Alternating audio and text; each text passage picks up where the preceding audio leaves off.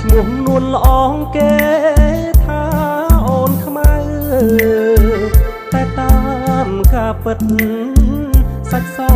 មាត់ថៃតែម្ដាយស្រីថ្លៃហើយខ្មៅពីតូចឆ្នាំថ្មីខ្មៅពេញក្រមុំរូបល្អសែនសមគ្មានស្រីណាដូចខ្មៅជាស្រីខ្មែរគ្រប់លក្ខសមស្លូតប្រាជ្ញាក៏ឆ្លាតស្ដាប់ពាក្យម៉ែថ្ងៃនេះបុណ្យចូលឆ្នាំថ្មីបងឃើញខ្មៅស្រីអូនរៀបចំផ្ទះបោះរៀនទេវតាដាក់ការថ្វាយព្រះដាំស្លរុករះ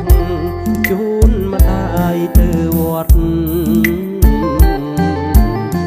បងឃើញខ្មៅកូនភ្នំខ្សាច់រួញអូនដាក់បាតដងទឹក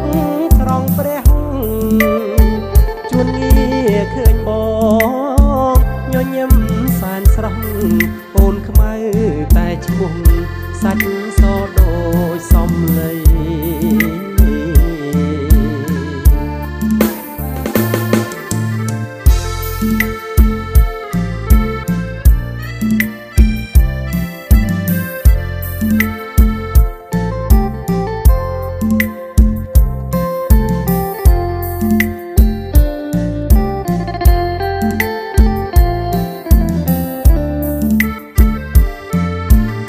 ថ្ងៃនេះបុណ្យចូលឆ្នាំថ្មី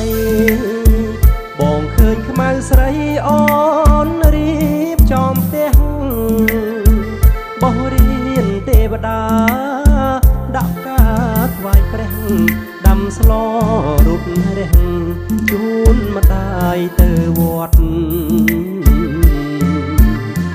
បងឃើញខ្មៅកូនភ្នំខ្សាច់រួចអូនដាក់បាតដងទឹកស្រង់ព្រះ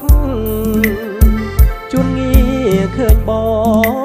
ងញញឹមសែនស្រស់អូនខ្មៅតែឈ្មោះ